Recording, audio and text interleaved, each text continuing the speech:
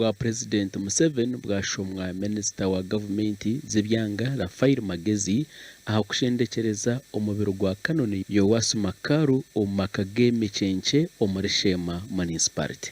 The country has lost a brilliant and experienced leader who dedicated his life to guiding Uganda's development towards modernity and socio-economic transformation.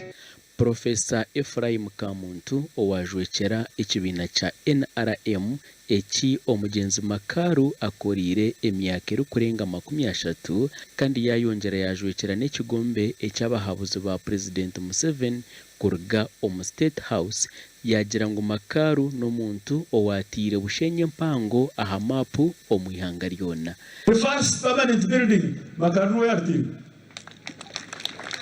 neshaye cyo wakigambire Robert niwe yakigize truth kireba nekanise yo kuraba abushabiremo ubwo ni Makaaru ekin mark ayagire hor na bushenya habira chairman he left a mark.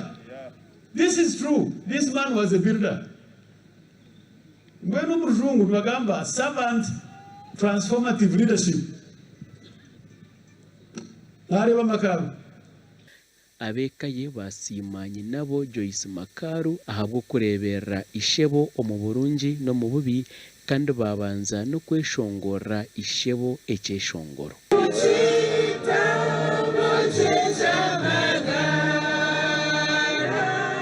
Ahabwo kwemerera aharubaju rwa tata for 75 years, 10 years of courtship and 65 years of marriage. Webare mama kutahemuka har tata, webare mama kunda tata, webare mama kureberera. Mugenzi mukama muhumuzeje omugandi